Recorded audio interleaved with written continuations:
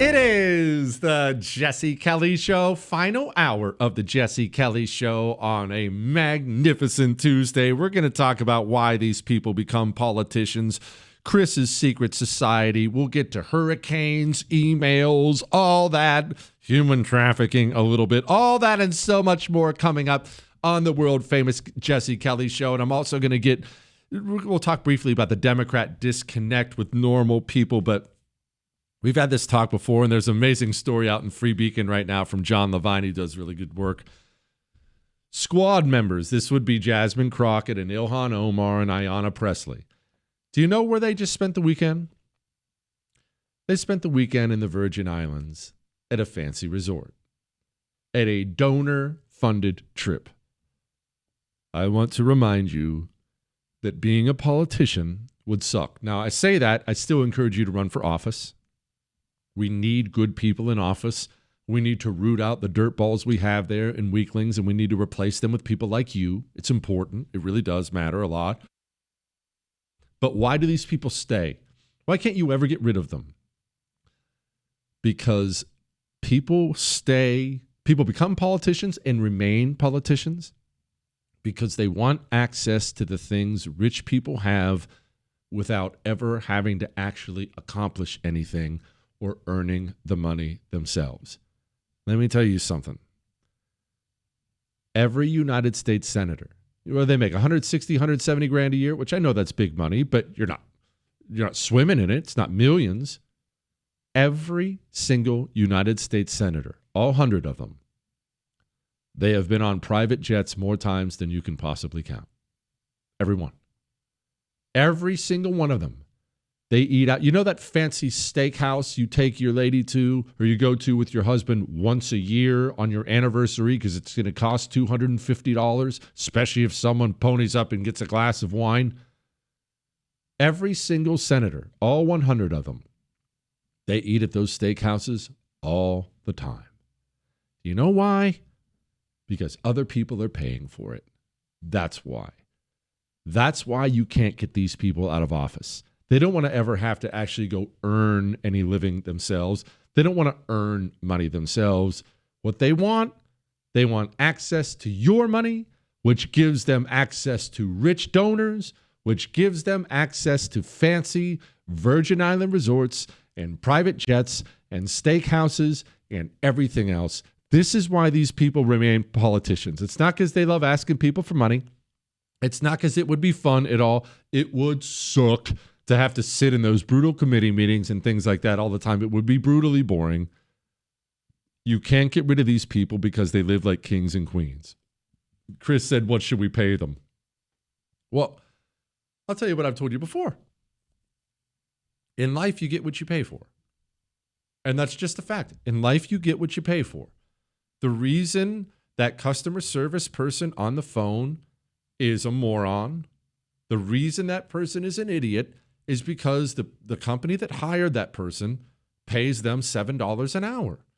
And capable people, as they get older, look, when you're younger, you're going to have entry-level jobs. That's the way it goes. But as you get older, capable people do not want to earn $7 an hour because they have an opportunity to go make $15 an hour or $20 an hour or $30 or a good salary or something like that. So who is going to stay in a job where you make $7 an hour? The biggest idiots in society. And that's why they have to farm those jobs out to foreigners half the time, because Americans don't want to work for $7 an hour. So they create a call center in India, and you end up screaming representative or let me talk to the manager 8,000 times into the telephone. You get what you pay for.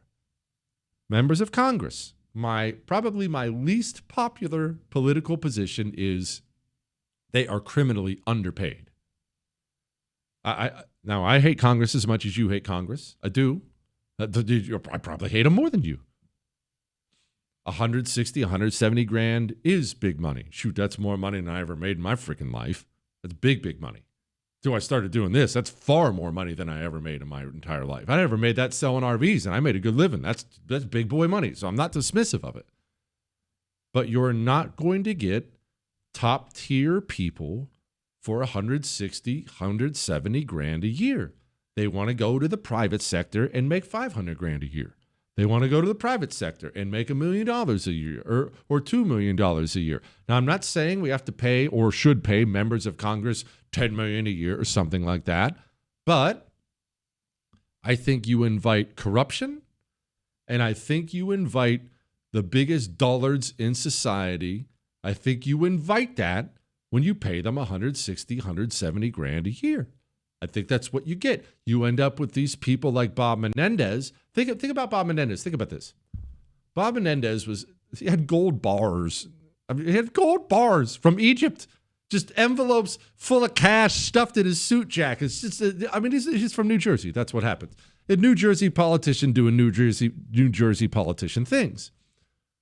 But you're a United States Senator. You are, in a lot of ways, in control of the budget of the United States of America, the House and the Senate. You have access to billions. No, I just said millions. That's not even close. You have access to billions, hundreds of billions of dollars. And you can direct that money to certain industries. Frankly, you can direct it to certain companies, the way our crazy system works here. So let's say you are worth $100 million. Let's say you are in business with a lot of people who are millionaires, and you're always exchanging briefcases full of cash with each other. Let's say $10 million a briefcase. You're always exchanging this. Hey, here's $10 million. Hey, you have $10 million. But you need a courier to bring that briefcase back and forth, which brings in Chris. You pay Chris $100 a day.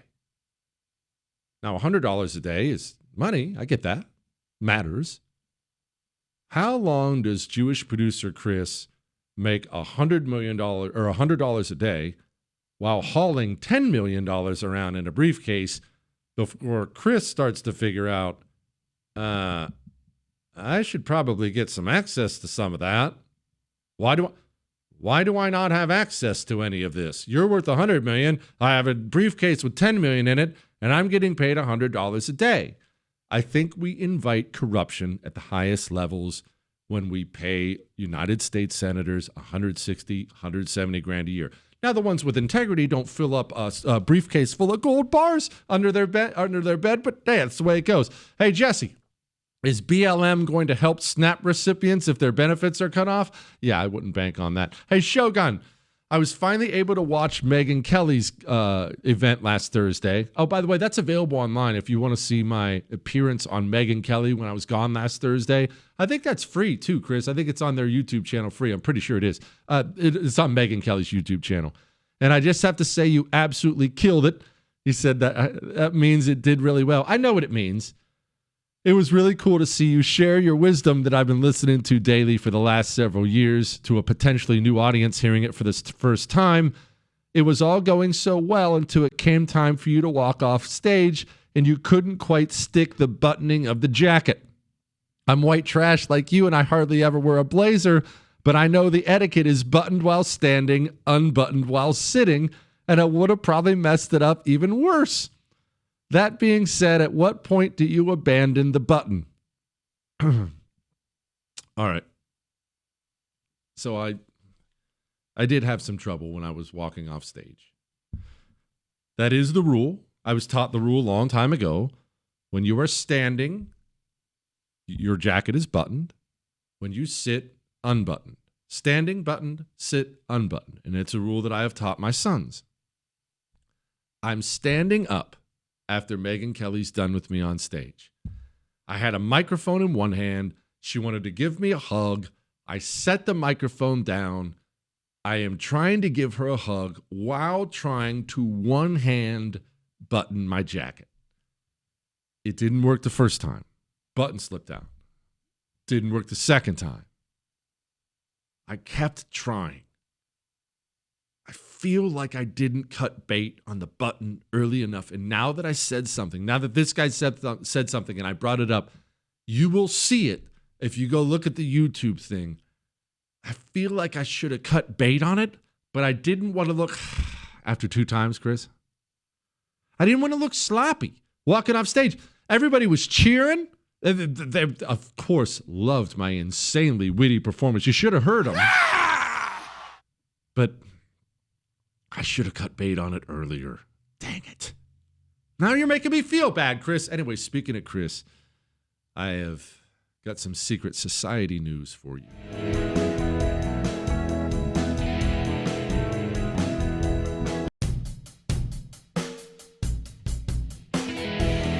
It is the Jesse Kelly Show on a wonderful, wonderful Tuesday. You can email the show, jesse@jessekellyshow.com. We'll get to those in a moment. So I told you yesterday I was in Waco, Texas.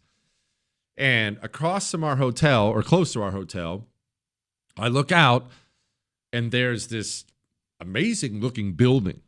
Almost looks like it's a cathedral or something like that. Don't give me that face, Chris. We're going to get to you in a moment. It's this big building, and there's these couple pillars standing out in front, these grand-looking pillars, and it has all this stained glass on it, and you think to yourself, why are you looking at me like that, Chris? Like there's not stained glass. There's stained glass on the building. See, this is where Chris is going to get cagey. I assumed, because my kid says, Dad, what is it? I said, I don't know. And I told you I went walking through Waco. I like to walk cities. That's what I do. I like to walk. It's good exercise. I like to walk cities. I go walking around the place. It's not a cathedral, not a church of any kind. It's a Freemason building. Freemasons are these secret society people. I looked. Why are you shaking your head, Chris? Don't try to deny. Don't try to deny. Chris tried to say it's not as cool as it sounds. My kid and I were trying to figure out how we can get in to see the building. And we were thinking, there's got to be a secret handshake or something. Chris, don't deny it. Is there, the doors are unlocked? Yeah, right, Chris, sure. Is there a decoder ring of some kind? What do you people do in there, Chris? What is the purpose of this secret society? Cult rituals? I knew it. There are probably animal sacrifices in there. I could see it. You'd see it. Are you in control of governments? Maybe. By the looks of the building, sure look like the type of people who would be in control of governments. I want to know what goes on. I want to know what kind of money was put into that building. You know what? Maybe I'm going to become a Freemason, Chris. Do you think could I? How much does it cost? It wouldn't cost money or you wouldn't join. What do you have to do to join? You have to do something? Apply? Please tell me there's some kind of hazing ritual or something like that. There's nothing? What do you do after you're part of it? Do you do stuff? Like play softball or something? What do you do? You try to help the community? Well, I'm not interested in that. Is there anything else that's cool? Did you do anything that's cool or something? 14 U.S. presidents have been Masons. Like I said, secret society in control of governments. I knew this. I knew this was the case. I'm on to you, Chris. Now that I've seen headquarters, I'm going to figure out how to infiltrate. You know how covert I am. I saw the cameras around the outside of the building. They even had a Ring doorbell. I was on to it. What, Chris? What? An FAQ page on the website? Don't think I'm going to believe that. You know, the CIA has an FAQ page too. Mossad has an FAQ page, I'm sure too. They're not laying out all the covert operations. I know there's something going on in that building. I know. Jesse, I was just wondering what type of Keurig or coffee maker the staff got since the older one was tossed out by producer Chris. It's just a normal coffee pot. I was sure that Chris was going to get some kind of fancy French thing or something. It's just a big pot of coffee like you would have anywhere else. I thought you were going to go more intricate than that, Chris. The grinding is what matters? You grind your own coffee here? I've never grinded my own coffee here. I didn't. It's not that I don't care about flavor, Chris.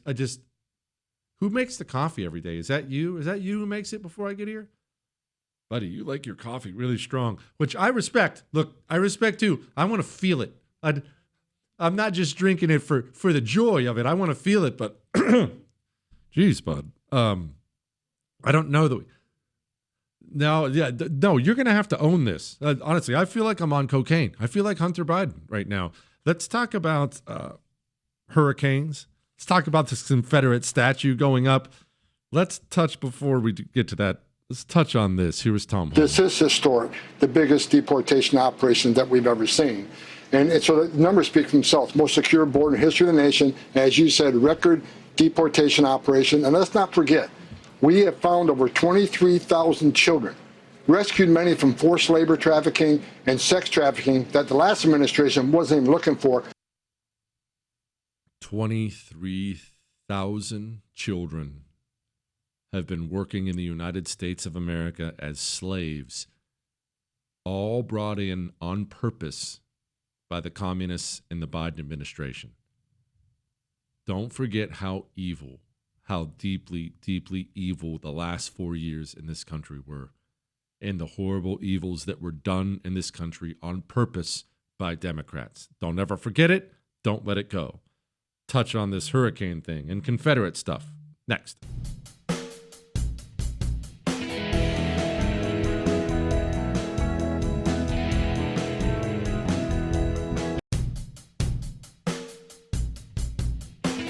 It is the Jesse Kelly Show on a Tuesday. You can email us, jesse@jessekellyshow.com. Hurricane hunters who flew into the eye of Melissa, that's that Hurricane Melissa that's hitting Jamaica as we speak, they had to turn back due to turbulence. And it even says they encountered heavier than normal turbulence. They encountered turbulence flying into a hurricane? Was that a shock to everybody? Is that I hate to be that guy, but that came as a surprise. The whole turbulence thing. You know, when I fly into Category 5 hurricanes, I generally anticipate it getting a little bumpy.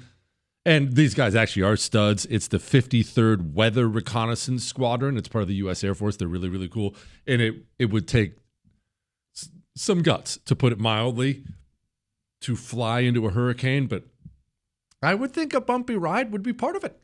Maybe that's just me. I would have anticipated that going in. You probably don't want to sip on a hot cup of coffee while flying through a hurricane.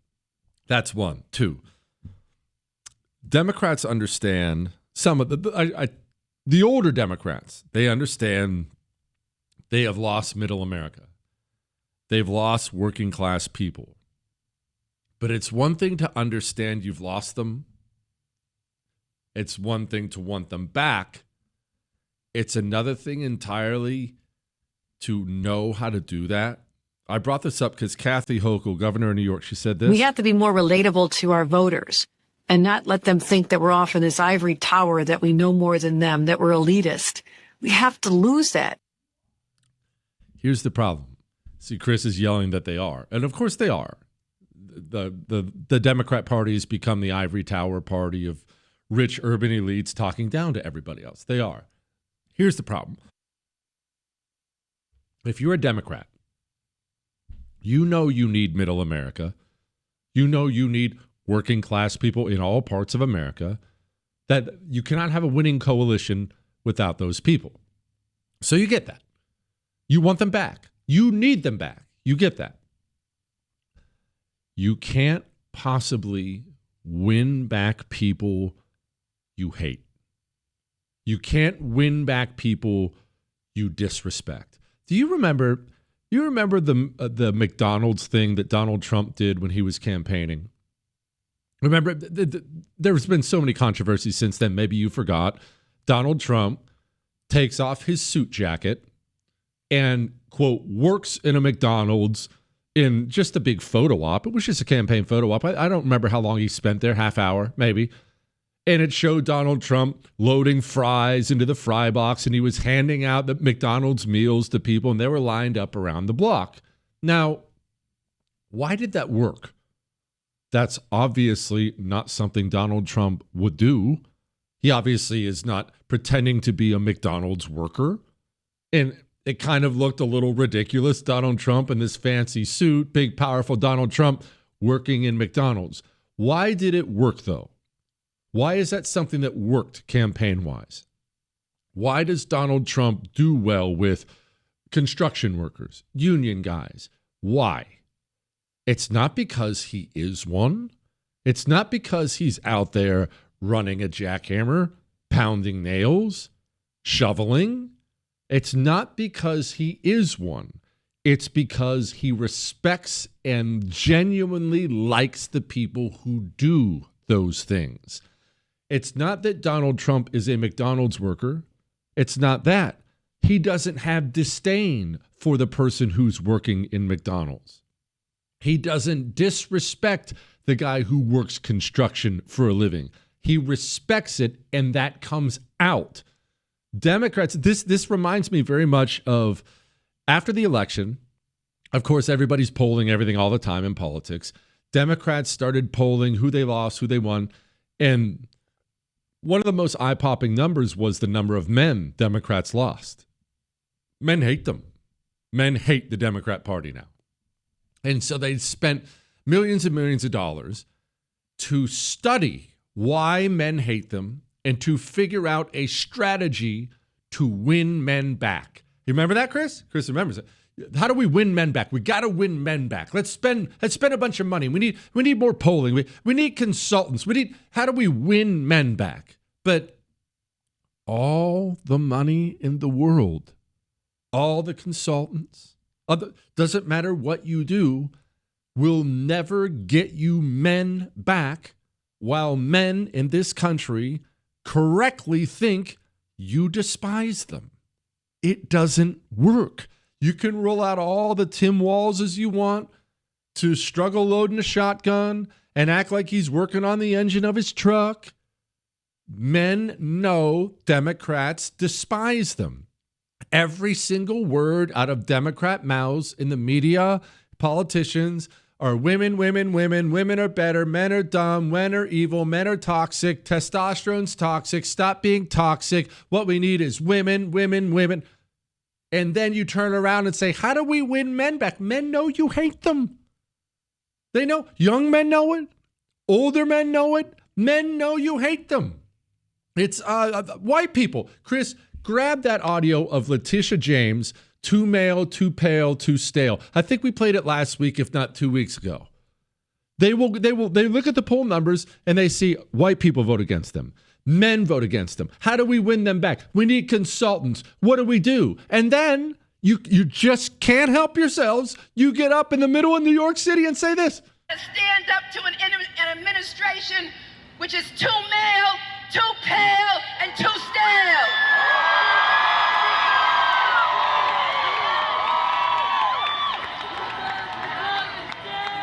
Too male, too pale, and too stale. Too male, too pale, and too stale. Too male, too pale, too stale. And we will not go away silently. So Kathy Hochul and all of them, they can sit all day long and say we shouldn't be in our ivory tower. We have to let normal people know we're with them. We have to let working people know we're with them. You don't respect working people. You don't respect them at all. And this comes back to that Herbert Marcuse thing I told you about. He's the guy who came up, that communist, of course, who came up with this concept of liberating tolerance, how you should be intolerant of everything on the right and only tolerate things from the left. But part of his philosophy, a philosophy that has been completely adopted by the Democrat Party, was working people have failed us. Working people are not coming over to our side the way they should. We're not getting the workers. And his conclusion was, well, then screw the workers. We'll go find other people who are unhappy, and they will let us have our revolution. They will help us fight our revolution. And so they took workers over the years, working people listening to me right now, driving Ubers, driving forklifts, waiting tables, people listening to me right now who work with their hands. They may not love Republicans because Republicans suck most of the time, but they know Democrats have nothing but disrespect for them. Nothing but disrespect for them. They can feel it. All right. D.C.'s sole Confederate general statue returns after vandalized and toppled during the 2020 BLM riots. His name is Albert Pike, General Albert Pike, but he had a statue in D.C. because he was part of Chris's secret society, Freemasons. Don't shake your head, Chris. I'm on to you, and I'm going to figure out the hand signals, too, that you people use. Anyway, remember how recently we had the communist animals in this country tearing down statues, ripping this place apart? And I brought this up because I wanted to remind you that while they did it, Republican Senator James Lankford went on television and encouraged them. Republican Senator Tim Scott encouraged them to do it. Remember the wusses who weren't with you.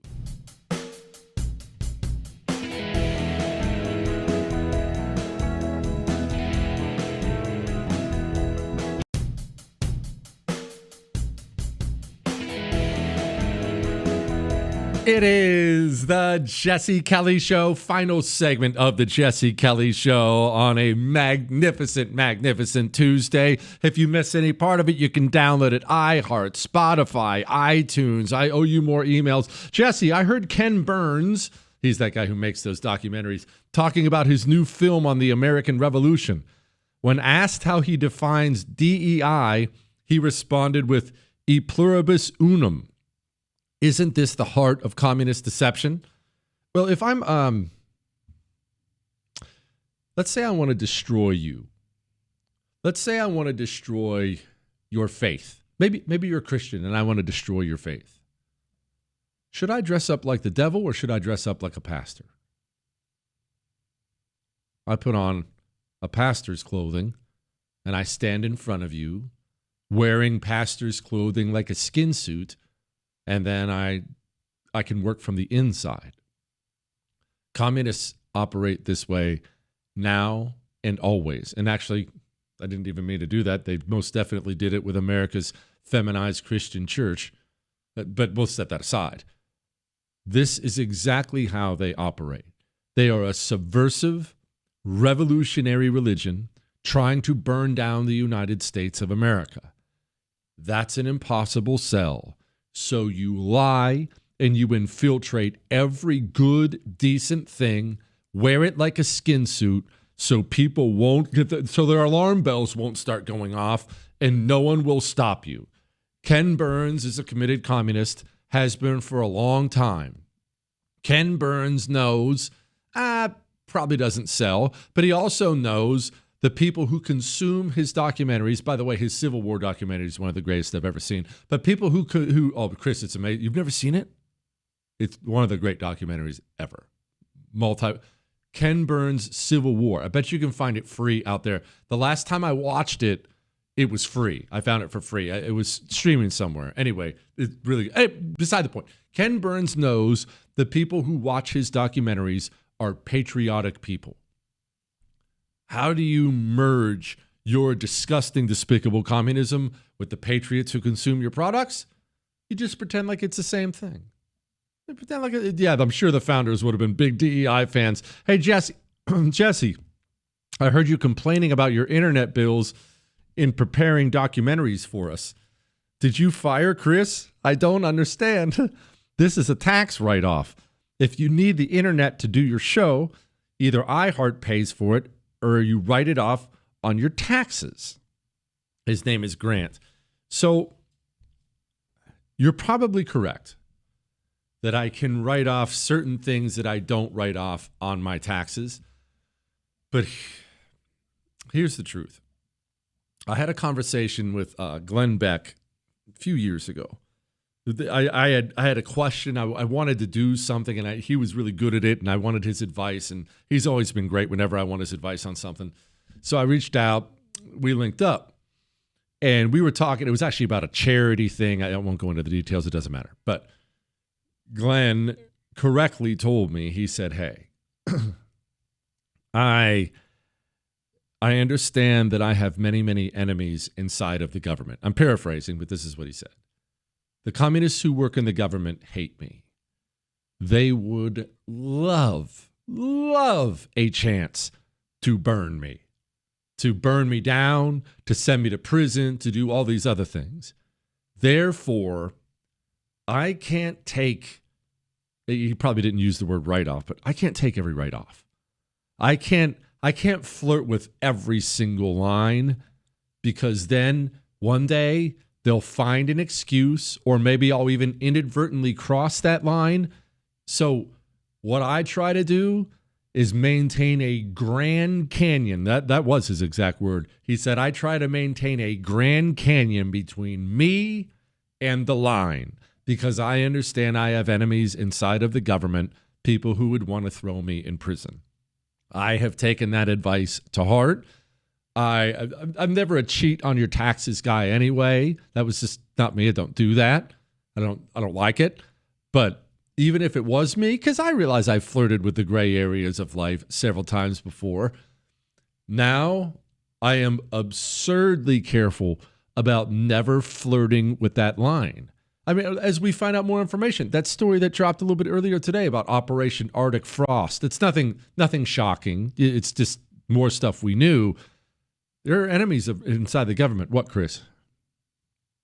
Chris said, I don't even speed. Oh, no, I speed. Now, when I say I speed, it's 4 miles an hour over. I don't drive like a maniac. I don't go 75 in a 55. That's not something I do. If it's 35, I'm probably doing 38, 39. No, quite, maybe 40. But I'm not driving like an idiot. One, I don't want to kill anybody, and two, again, I don't want my insurance rates to go up. Car insurance is freaking backbreaking. Oh, Chris, you think it's bad now? Wait until you have a teenager. Now that James has a license, you can't even imagine what they charge you for insurance now. Car insurance. Bob and I about had the big one. And now, here's a headline. Go, you know the thing. headlines we didn't get to. OpenAI says 1 million ChatGPT users talk about suicide. That is insanely sad, and I hate how many people in this country are just sad. Remember something. Reach out. There are hotlines available. There are people everywhere. Don't you ever think about hurting yourself, all right? Reach out. You're not done here yet. Google and NextEra, I don't even know what that is, to revive major Iowa nuclear facility as AI energy demand surges.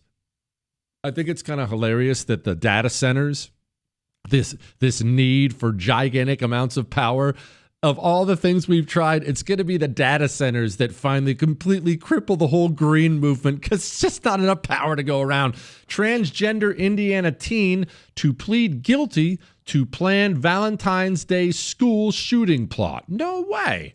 Tranny that wanted to murder people on the way out? No. Israel's Netanyahu orders immediate strikes on Gaza. Sounds like that peace is going well. Leader of nonviolent activist group protesting Trump in D.C. assaulted federal officer. No. A violent communist? We'll be back to do it again tomorrow. That's all.